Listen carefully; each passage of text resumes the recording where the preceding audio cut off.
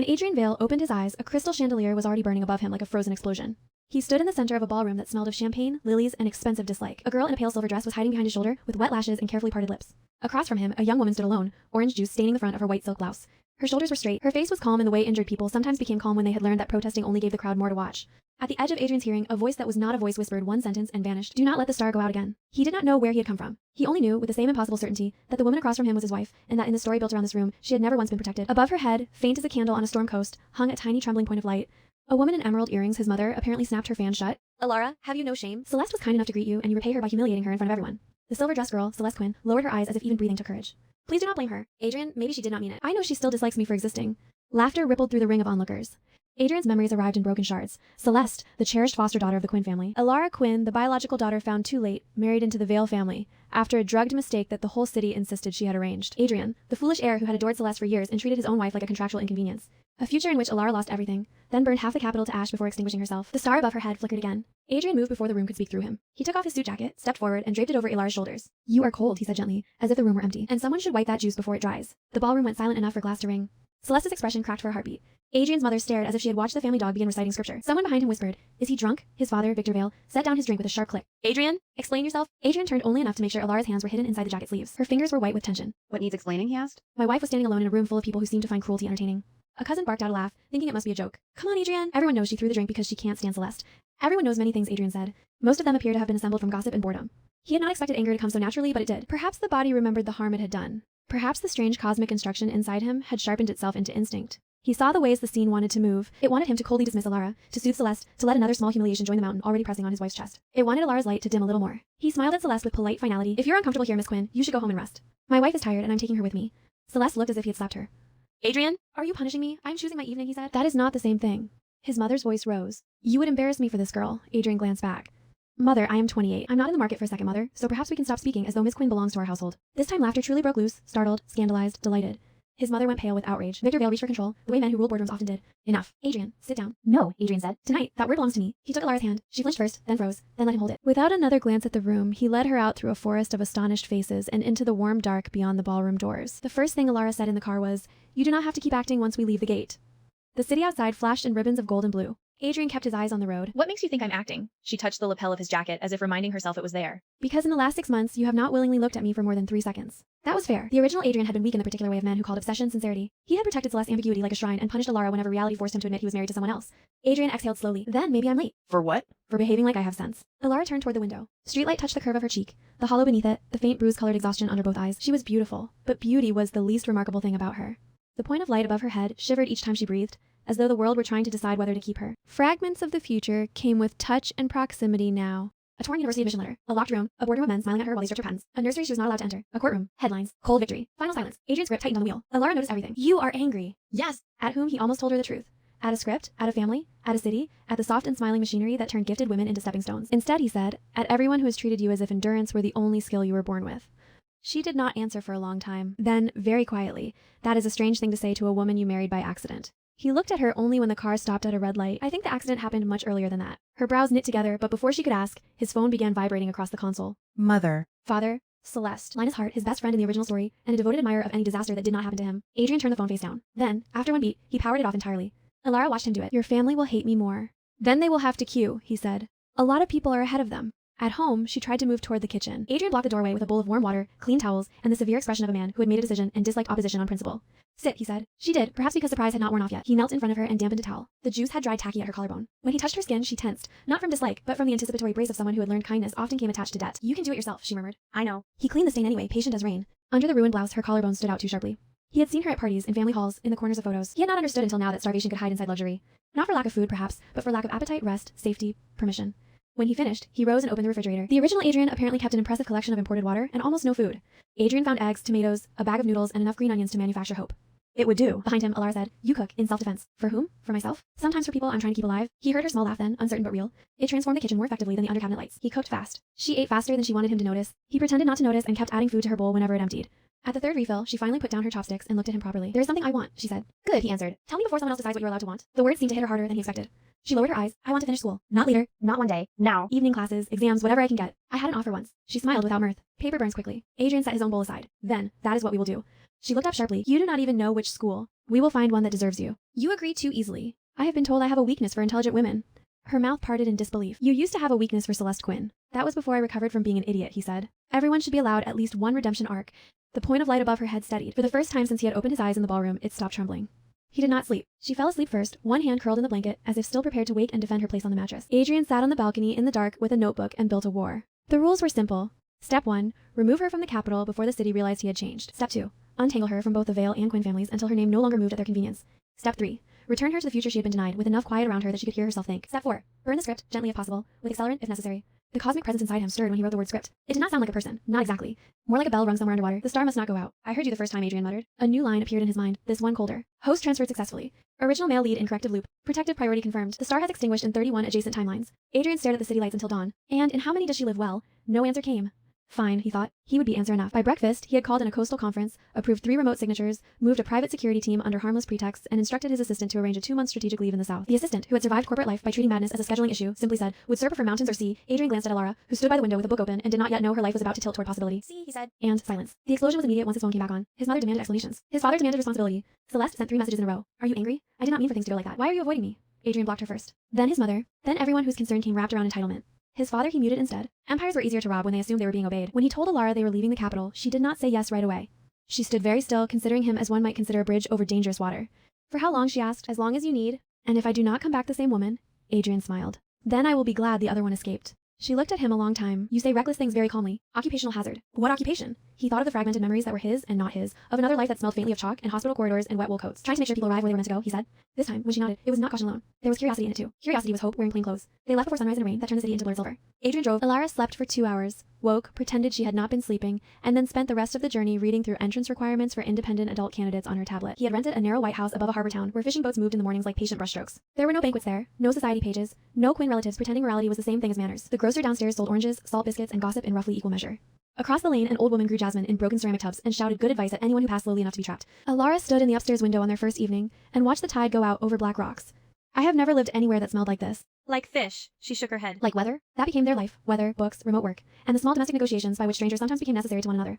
Adrian took calls in the mornings and sat through board meetings with the sea at his back. Alara studied at the table by the window, made notes in a cramped, elegant hand, and slowly brought order to 3 lost academic years. At noon he cooked, because once he learned what she liked he could not bear not to. Rice porridge with shredded chicken when she was tired. Chili noodles on days she looked furious at the universe. Sweet black sesame soup when she had done something difficult and wanted to pretend it had not mattered. She was not easy, but she was precise. And there was a difference. Precision made her kindnesses almost invisible, unless one knew where to look. He came back once from buying tea to find that she had repaired a loose button on his cuff. Another day he discovered his chaotic digital folders reorganized into crisp categories while he showered. When he worked too late, a cup of hot water appeared at his elbow without commentary. The point of light above her head grew stronger week by week. Sometimes, if he watched after she fell asleep with a textbook on her chest, it spread into a faint ring like moonlight seen through fogged glass. One afternoon, she looked up from a stack of practice papers and caught him staring. What? I was thinking, he said, that people in the capital mistake noise for importance. She followed his gaze out to the harbor. Laundry moved between 2 buildings like surrender flags. Somewhere below, a child was singing the wrong words to the right tune. And what do they mistake quiet for? Permission, Adrian said. They think if you're quiet, you must agree. She turned her pen between her fingers. That is because most people only understand resistance when it arrives with broken furniture. Then they are going to hate the way you do it. A slow smile lifted one corner of her mouth. Probably. If the town offered peace, the capital offered pressure in absentia.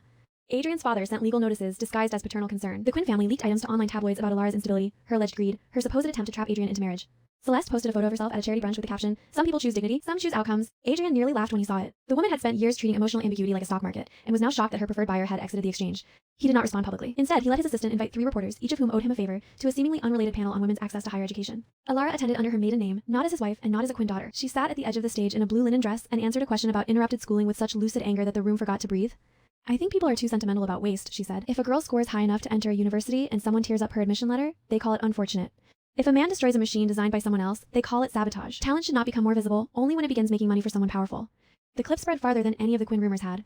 A journalist called her severe. Another called her brilliant. A third, who clearly preferred simpler women, called her difficult. Adrian privately sent that one a fruit basket with a note. Difficulty is often another word for literacy. By then, Alara had already begun something neither family could see in full. She had been sketching system architecture in the margins of her exam papers, adaptive security, memory-efficient language models, home robotics designed for elder care rather than spectacle. Adrian recognized the shape of it because the future memories in him recoiled whenever he looked closely. In the ruined timeline, this was how she climbed out of the grave they had dug for her, by building the company that would later swallow their market share whole. This time she did not have to build from pure desperation. Desperation made diamonds, yes, but it also made ghosts. Adrian wanted her brilliant and alive, not brilliant and already halfway gone. One night he found her asleep over a prototype shell no bigger than a lunchbox. It had 2 camera eyes, a speaker grill, and a tiny hand soldered board inside. He touched the metal casing. And what are you? Alara woke instantly. For half a second she looked hunted. Then she saw him and relaxed, if only slightly. A domestic cognition unit, she said, voice rough with sleep. Not for surveillance. For companionship, reminders, medication management, verbal check-ins, emergency routing. Most home systems are designed by people who have never cared for anyone fragile. May I? He asked. She hesitated, then nodded. He picked up the little machine. It was lighter than it should have been. Does it have a name? Not yet. He considered its blank optical sensors. Then I proposed Moonseed. Her eyes softened. That is sentimental. I contain multitudes. You contain terrible taste. Still a yes, after a pause, she reached over and adjusted the prototype in his hands. Moonseed, she said. Fine. The first time she laughed hard enough to forget herself was because of a crab. Adrian had been helping a fisherman's family untangle a tax dispute one afternoon in exchange for a basket of whatever the sea had been willing to surrender. He came home triumphant with shrimp, a pomfret, and one deeply offended blue crab that had escaped its string and was now racing sideways across the kitchen floor with aristocratic fury. Alara came in just as Adrian, barefoot and swearing with remarkable inventiveness, lunged and missed. The crab climbed onto the broom. Adrian froze. The crab raised a claw as if considering litigation. Then Alara laughed. Not the careful, polite exhale he had gotten used to, not the small surprised sound from the seaside window. A real laugh, bright and helpless and impossible not to answer.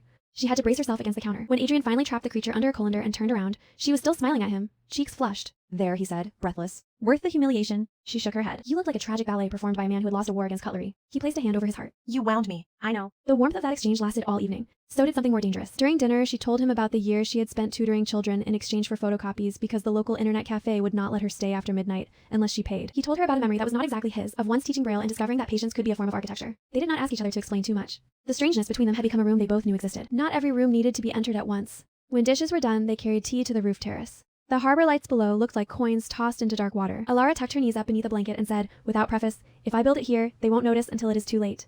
Adrian followed the line of her thought without difficulty. The company. Yes, what will you call it? She looked at him. You tell me. He considered. In the dead future, her company had been called Minerva Arc, a name sharp enough to cut and cold enough to survive. Here, perhaps it deserved another fate. Lunatide, he said finally. Something that moves because the moon pulls it. Something quiet enough to look harmless from far away. She repeated it to herself once. Lunatide. The point of light above her head swelled. Not brighter only, larger, more certain. It had begun to cast a soft pale sheen over the line of her hair. Adrian wondered if she could feel it. Perhaps not. Stars were often the last to know they were visible. When he rose to leave, she caught his sleeve. Why are you helping me? There it was. Not suspicion alone now, but bewilderment sharpened into honesty. He could have lied. Business. Marriage. Shared interest. Revenge. All of those were true enough to survive scrutiny. Instead, he said, because when the world looks at you, it sees a woman it can use. When I look at you, I see someone the world should answer to. Her fingers loosened, but she did not let go. That is more dangerous. Yes, Adrian said softly. I know. Lunatide began with 3 people, 2 borrowed rooms above a marine supply shop, and 1 contractual consultant who believed he was building software for elder care optimization and not accidentally participating in the revenge arc of a woman the capital had underestimated. Adrian handled capital flows and legal shadow work. Alara built like a woman dismantling a locked door with her bare hands. She wrote, redesigned, discarded, rewrote, and refused every shortcut that smelled like future vulnerability. The consultant, a 40-year-old engineer with permanent coffee breath and a surprisingly poetic view of machine ethics, looked at her first working demo and declared with tears in his eyes that he would follow her into industrial hell. Moonseed was not pretty yet. It had an asymmetrical shell, 1 wheel that squeaked in protest, and a tendency to say good evening to chair legs. But it could recognize medication labels, remind forgetful users gently instead of scolding them, call emergency contacts, and detect silent falls with eerie accuracy. It was built for households that had to stretch care across too many hours and too few hands. It was practical, necessary, profoundly unfashionable by the standards of men who thought technology existed to flatter investors. Adrian loved it instantly. The first partnership offers came from hospitals in provincial cities, then from assisted living centers, then from a rehabilitation clinic that had once in another life turned Alara away as uninsurable. She signed the contract without changing expression. Only later, on the walk home, did she say, "It is childish, but I wanted them to know my name when they signed." That is not childish, Adrian said. That is accounting. She laughed under her breath. You have become very strange. I think I started there. By the time exam season arrived, Lunatide had enough momentum to frighten people who tracked the future for sport. The Quinn family began making inquiries through mutual acquaintances. Victor Vale's board noticed that an upstart Southern company kept winning bids they considered minor until they added up the losses and discovered minor things could gut a year. Alara sat her entrance examinations over 2 humid days in June and emerged looking less like a woman who had fought for a future than like a woman who had cut one out of stone. Adrian waited outside both exam halls with tea, umbrellas, and the discipline not to ask how it had gone until she volunteered the answer herself. It was fine, she said after the second day. Fine, he repeated, because he had already learned that in Alara's language, fine sometimes meant world ending and sometimes meant first place by 20 points. 3 weeks later, the results arrived. She did not tear open the envelope. She handed it to him. If I fail, you can read it first. He looked at her, then at the paper, then back again. If you fail, I will burn down the examination bureau and claim a moral emergency. Adrian? Yes, yes. Open the envelope. She did. Her eyes moved once, then again. For a moment, he thought she had gone blank from disappointment. Then she sat down on the floor. Adrian knelt immediately. Alara, she held up the paper with fingers that had started to shake. Full marks in mathematics, near perfect scores across the rest. More than enough for any school she could name. More than enough, too, for the girl whose first admission letter had been destroyed to look back across time and find the younger version of herself waiting there, stunned and stubborn and still trying. I got in, she whispered. He took the paper, looked at the numbers, and felt something in his chest rearrange itself around joy. You terrify me, he said. That made her cry at last. Not loudly, not prettily, quiet tears that came as if they had been stored in a locked cellar, and the hinges had finally rusted through. Adrian gathered her into his arms on the kitchen floor and let her soak the front of his shirt without comment. After a while against his shoulder, she said, No one came to pick me up when I got my first result. I know. This is better. He pressed a kiss to her hair before he could remember caution. Good, he murmured. It should be. They kissed properly in August, and it happened because of rain, exhaustion, and the catastrophic honesty of a woman who almost never drank. Lunatide had secured a shortlisting invitation to a national innovation forum. Alara attended because the company needed her face as much as her code. Investors liked genius best when it fit into a body they could mythologize. Adrian went because he had long since accepted that his place was at the edge of every room she entered, rearranging the furniture of consequence. She won. Not the grand prize that went to a flashier team-building companion drones for luxury estates, but a special jury distinction and a direct line to a consortium that cared more about implementation than applause. At the reception afterward, someone put champagne in her hand faster than Adrian could intercept it. By the time he reached her, the glass was half empty, and she was listening to a senior executive tell her that women founders had a temperature problem. Alara tilted the remaining champagne toward the man. "Perhaps your instruments are defective," she said, and drained it. Adrian took her home the moment courtesy allowed. In the car, she sat with impeccable posture and asked very seriously whether clouds had parents. He recognized danger. At the apartment, she insisted on bathing before bed. He stood outside the bathroom door like a chastened guard dog, calling her name every 2 minutes to make sure she had not drowned in 3 inches of water. When she emerged in loose sleepwear with damp hair and the top buttons undone, Adrian's brain abandoned him and his body remained behind only by administrative error. "You should," he began. She stepped closer, one hand going to his forehead. "Are you sick?" "No." "Then why are you red?" "Because you're being geometrically unfair." Her eyes narrowed with drunken concentration. That is not an answer. He tried to fasten the buttons for her. She caught his wrist. What are you doing? Helping? She slipped her fingers through his. "You are always helping." The quiet of the room changed shape. Outside, a scooter passed in the alley. Somewhere downstairs, a dog barked twice and gave up. Inside, Hilaire looked at him with the dazed intensity of a person too tired to defend herself from truth. "Why?" she asked. "Why are you good to me?" Adrian had answers. Too many. All of them inadequate. Mission. Conscience. History. The unbearable idea of her light disappearing. But drunk people deserve clean truths. "Because I like you," he said. She blinked. "That is all. That is everything." "No," she whispered, almost offended by the simplicity. "Tell it properly." So he did. "I like the way you notice systems before people do. I like that you never confuse softness with surrender. I like the sound you make when you're reading something wrong and mean to destroy it. I like the fact that you can build a machine to save strangers and still remember which old woman down the lane prefers less sugar in her tea. I like that you keep surviving without asking permission. I like you because you are you. Not because you're useful, not because you're beautiful, although that is inconveniently true. Not because you're my wife, because if I met you in any city, in any life, I would still turn toward you." Something vulnerable flashed across her face, bright and terrible. "Then why have not you kissed me?" Because he was afraid of taking what the script would once have stolen. Because he had wanted every touch to arrive with choice inside it. Because tenderness, if mishandled, could become one more kind of violence. He did not say any of that. He only whispered, "Because I wanted you awake when I did." She rose on unsteady feet and kissed him anyway, soft and imprecise and absolutely intentional. When he finally kissed her back, the point of light above her head burst into a full pale halo that lit the room like moonrise. They returned to the capital in autumn because power, like mold, worsened when left unwatched. Alara enrolled formally. Lunatide expanded into a proper office.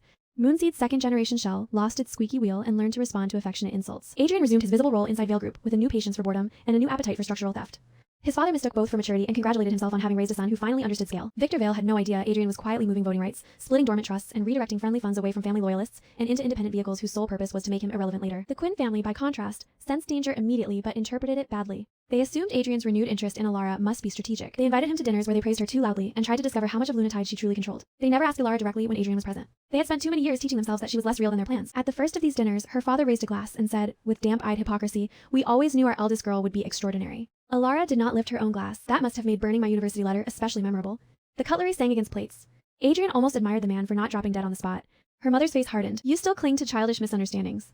"Misunderstanding implies confusion," Alara said calmly. "I was quite conscious when you told me that girls with ambition become embarrassing wives." Celeste, seated 2 chairs down in pearl white, attempted rescue. "Sister, no one wants to fight." "We only miss you." Alara turned to look at her. "You miss the version of me that made room for you." Celeste's lower lip trembled. Adrian was struck again by how much of her innocence was labor. Very good labor, perhaps, but still work. "I never asked for any of this." "No," Adrian said. "You only benefited from it continuously." 3 heads turned toward him in synchronized outrage. He smiled into his wine. The meeting ended in ruin. Outside, in the parking courtyard, Alara stood under a fig tree and laughed once, briefly like someone testing a blade. "I was rude," she said. "You were magnificent." "They will retaliate." "Yes." She looked up at the dark windows of the Quinn residence. "Good." From that day on, she stopped pretending restraint for their comfort. She began buying out failing suppliers the Quinns depended on. She invited 3 of their best mid-level managers to coffee, and left with 2 signed defections and 1 new lawsuit to file. She uncovered an old shell network routing money from the Ushu family Celeste's biological parents through Quinn philanthropy and into gambling platforms offshore. Adrian watched her move pieces across invisible boards and realized the dead future had not created a monster. It had merely removed the brakes from a genius with no reason left to be merciful. This time, mercy would not disappear. He would make sure it had somewhere to live. Victor Vale finally showed his hand on a Monday morning over tea in Adrian's office. He placed a folder on the desk and tapped it with paternal satisfaction. "Lunatide." Adrian kept his expression neutral. "Yes, a remarkable rise. Your wife has good instincts. But instinct without structure burns out. The company needs distribution, warehousing, political shelter. We can provide all of that. We, in Victor's language, always meant I will own the door through which your future must pass." Adrian opened the folder. A proposed strategic partnership. Exclusive supply rights. Board oversight for stability. A path by which Alara's company would remain nominally hers right up until the moment it no longer was. He closed the folder again. "I will speak to her." Victor smiled. "Do?" "And remind her that family should help family." When Adrian told Alara that night, she read the terms once and tossed the papers aside. "It is a cage with velvet curtains." Very expensive velvet, Adrian agreed. She folded one leg beneath herself on the sofa and stared at the contract as though it were faintly amusing. "What will you tell him? The truth?" "That he's trying to rob me, that his offer lacks romance." She almost smiled. Then her face changed. "It would be useful to let him think I'm considering it." There it was again, that cold intelligence no one in her life had truly respected until it began threatening them. Adrian leaned back and watched her think. She looked up. "If I meet with his legal team, they will show me the structures they assume I do not understand. People expose the architecture of their trap when they believe the prey is flattered." "Then do it," he said. "I will keep him confident." "Why are you always this calm?" "I am not calm." "I am delighted." She narrowed her eyes. "That is worse." They played the game for 6 more weeks. Alara entertained veiled proposals, accepted lunches, asked naive questions with devastating precision, and mapped every weak beam in the family's financial house. Adrian kept his father reassured. Celeste, increasingly desperate, made one final attempt to lure him back into public ambiguity by announcing a charity gala and telling reporters she hoped old friends would attend. He went, naturally, with Alara on his arm and Moonseed's newest prototype in the trunk, because he had promised to show it to a venture capitalist's elderly mother who trusted robots more than sons-in-law. The gala ended the way such events often did, with a ballroom, a spotlight, and a woman who had mistaken narrative privilege for inevitability. Celeste intercepted Adrian near the terrace. Can we speak alone? No, he said. Her face tightened. For 5 minutes, still no. This is because of her. This is because of me, Adrian answered. Do yourself the courtesy of understanding the difference. Something in her finally slipped. You think she is better than me because she built a company. Because she pretends to be above everyone. She took my life. Alara arrived in time to hear that sentence. She stopped 3 steps away. Your life, she repeated, consisted of other people paying the cost of your comfort. Celeste turned to her, tears already prepared. You always hated me. No, Alara said. Hate would have required attention. I simply ran out of places to move so that you could remain centered. Around them, conversation thinned. People began listening with their whole bodies. Celeste made the mistake of reaching for Adrian's sleeve. Tell her, she pleaded. Tell her I never wanted to hurt anyone. Adrian stepped back. You wanted outcomes without authorship. Victor Vale, sensing disaster, moved in from one side. Quinn, patriarch, from the other. Too late. Alara took a small flash drive from her clutch and handed it to the journalist standing nearest with the most honest face. What is this? The woman asked, startled. A starter kit, Alara said. Shell companies, transfer chains, bribed exam officials, charity laundering, and a voice memo in which Ms. Celeste Quinn discusses drugging a married man because consent seemed inconvenient. The room detonated. The next month was not elegant, but just as rarely was. Investigations opened in layers. The Shoe couple fled first and were caught second. Quinn Holdings froze under a provisional order. Victor Vale attempted to firewall the family from scandal and discovered, to his lasting horror, that the assets he meant to move had already been rerouted months before into structures controlled by his own son. Adrian never raised his voice. He merely signed where necessary and watched his father learn what strategic irrelevance felt like from the inside. The courts moved faster than society pages, though both were hungry. Celeste tried every available shape of defense, fragility, romance, confusion, emotional coercion, saintly resignation. None of them survived contact with evidence. Linus Hart vanished from public life after 2 investment banks quietly declined to continue doing business with men who confused loyalty with convenient blindness. The Quinn parents called Alara ungrateful. She answered by paying off the final debts from the scholarship fund they had once rated in her name, then publicly restoring the fund under independent management. Children should not lose school places because adults believe ownership includes futures, she said at the press conference. That is the full statement. She dismantled them with arithmetic. That was perhaps the part Adrian loved most. Not rage, though she had earned it. Not spectacle, though she could have staged it. Precision. Ledger by ledger. Signature by signature. She made corruption look provincial. Loontide rose meanwhile beyond anyone's ability to dismiss it as revenge-wearing makeup. Moonseed's clinical partnerships multiplied. Elder care networks adopted the system in 3 provinces. A research institute invited Alara to co-lead a national project on domestic assistive cognition. Adrian attended the launch, stood in the back, and watched the room orient toward her as naturally as flowers turned toward light. Afterward, when the cameras were gone, she found him by the service corridor and said, You look pleased. I'm insufferable with it. You are, she agreed. Then, after a pause, did you know it would be like this? He thought of the dead timeline. The locked rooms, the ashes. The child she was forced to bear. The empire she destroyed because destruction had been the only language power left her. I knew it should have been like this. Her gaze sharpened. That sounds like a sentence with a graveyard behind it. Adrian leaned against the wall, suddenly tired in a way months of maneuvering had not produced. There are things I still have not told you. She waited. He had promised himself he would tell her only when truth could no longer become another cage. Perhaps that time had arrived. I'm not the man who first married you, he said quietly. Not exactly. Same body. Different witness. She did not recoil. Of course she did not. Alara met impossibility the way some people met weather, by deciding what it meant and getting on with the day. And the first man, gone somewhere he cannot hurt you. Good, she said without softness. He laughed once. You are taking this extremely well. I built a robot that can read medication labels upside down and notify emergency services if an old man collapses beside his fish tank. My threshold for strange has widened. She studied him a moment. Does this have something to do with why you looked at me that first night, as if I were a fire in a room full of paper? Yes. Am I allowed to know? He told her then about the phrase in his head. The star. The timelines that had ended with her light extinguished. The sense that he had been sent not to save her from herself, but to keep the world from murdering what it could not control. When he finished, Alara was silent for so long, he thought he had finally found the story too large to carry between them. Then she stepped close, placed her hand against his chest, and said, That is a terrible mission. He blinked. Terrible. It assumes I needed only protection. Her eyes lifted to his. What I needed was witness. Protection without witness is another form of erasure. He felt the truth of that travel through him like a second spine. You're right. I know. Her mouth quirked. Luckily you did both. The pale halo above her head was no longer pale. It shone silver white, steady and vast, as if the moon had come indoors to listen. Winter returned with a cleaner kind of cold than the one in which Adrian had first seen her. Snow on the capital's old stones. Steam from street vendors. The city quieter now that several important families had been taught the limits of inheritance. Victor Vale resigned for health reasons and continued living in a house full of expensive rugs and unspent authority. Adrian retained the title of chairman because someone had to sign things and because giving it away immediately would have caused fresh bureaucratic theater. In practice, he worked half his former hours and spent the rest learning how to be useful in ways balance sheets did not track. He went with Alara to hardware labs and sat through prototype tests. He learned the names of all 5 engineers she trusted enough to insult directly. He became unnervingly good at buying exactly the right takeout for software teams on the verge of mutiny. He donated anonymously at first and then publicly when anonymity became inconvenient to a foundation for interrupted students returning to higher education. The first grant was named after no one. The second, at Alara's insistence, was named Lantern Re-Entry. What is the lantern for? A reporter asked at the opening. Alara did not hesitate. For the part of a person that keeps looking for the door even after the room has gone dark. The story of her and Adrian mutated in public as all stories do. Some said he had been redeemed by love. Some said he had cleverly chosen the rising power. Some said he was weak, whipped, bewitched, strategically married, emotionally deranged. Adrian enjoyed that last one most. He had never denied being deranged where she was concerned. One evening, after a long negotiation over national distribution rights, he found her asleep in his office chair with her head tilted back and one shoe half off. The lamp made a small gold world around her. On the side table rested a framed printout of her old exam score, now yellowing slightly at the edges from light exposure. She still kept it close. He knelt to take off the remaining shoe, and she woke mid-motion, hand closing automatically around his wrist. Her reflexes had sharpened with success, not softened. "It is me," he murmured. She relaxed. You should go home. "It is late. So should you. This is home." He looked around at the whiteboards, the model shells, the legal drafts, the tea gone cold. You are becoming impossible. "I was impossible in the beginning. You were merely distracted." He smiled and sat on the floor beside her chair. Outside the office window, snow was beginning again, turning the city lights diffuse. "Do you ever think about what would have happened if we had stayed in the capital that first night?" "Yes," she said. "And?" Her answer came slowly. "I think I would still have survived. I might even have won, but I would have turned survival into the only proof I was allowed to offer. I would have believed that love was either leverage or a costume." She reached down and touched his hair with absent tenderness. "You were inconvenient to that plan." He leaned against her knee like a man who had found religion in very specific weather. "Best thing anyone's ever said to me." Adrian? "Yes." She hesitated, which in Alara always meant the subject mattered. "When all this settles." What do you want? It startled him because no one had asked in so long. The original Adrian had wanted admiration. Victor wanted legacy. The city wanted spectacle. Adrian, stripped of script and urgency, discovered his answer was embarrassingly simple. "A house with a large table," he said. "Friends who arrive unannounced. Work that matters, but does not eat everything. Maybe a garden I'm only moderately qualified to manage. A dog with bad judgment. And you, still here, telling me the way I have arranged the books is idiotic." Her expression changed into something soft enough to hurt. "That sounds expensive." "I am chairman. We can afford tomatoes." She laughed then, quiet and warm. "All right." "All right, what? All right?" she repeated. And this time there was a future in it. The last remnant of the old script came looking for them in spring. Celeste, thinner now and stripped of every audience that had once reflected her favorably back at herself, requested a meeting through council. Adrian recommended declining. Alara considered for 12 seconds and said yes. "She still thinks there's a version of the story in which I owe her emotional closure," Alara said. "I would like to see that belief expire in person." They met in a lawyer's conference room with no windows and coffee, so bad it could have been punitive. Celeste entered in cream wool and expensive fatigue. Time had not been kind to her once admiration stopped doing maintenance. She looked first at Adrian, then at Alara, and seemed to understand something new and unwelcome in the space between them. "You really chose her," she said. Adrian folded his hands. Yes. Celeste's laugh was small and frayed. "After everything, after understanding everything," Alara corrected. Celeste turned to her. "You think you have won because you can destroy us?" "No," Alara said. "I won when your choices stopped defining the available shape of my life." For a moment, genuine rage flashed through Celeste's exhaustion. "Do you know what it was like? Growing up loved and then told overnight that love had conditions, knowing one blood test could turn my whole life provisional." Alara listened. She did not rush to comfort, and she did not pretend suffering had never brushed the other woman at all. Yes, she said at last. "I know exactly what conditional belonging feels like. The difference is that when the house shifted under you, you were still standing on carpet. I was standing in the rain." Celeste closed her eyes. The fight went out of her by degrees. "What happens to me now?" "That," Alara said, "is the first adult question I have ever heard you ask. Ask it to yourself every morning until the answer stops being another person."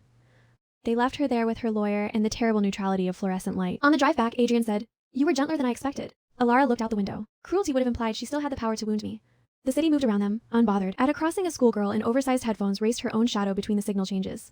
An old man sold paper pinwheels beside the subway entrance. Somewhere in a high building, a board meeting was probably beginning with entirely the wrong assumptions. Adrian reached across the console and took Alara's hand. She let him. The star above her head no longer hovered there. That was what he noticed first. It had changed over the months so gradually he had missed the exact moment of transformation. There was no separate point of light above her now because she herself had become the source of it. She shone from within, not theatrically, not symbolically, but with the plain impossible gravity of someone who had ceased asking permission to exist at full brightness. He thought, not for the first time, that the universe had been stingy when it called her a star. She was an entire weather system.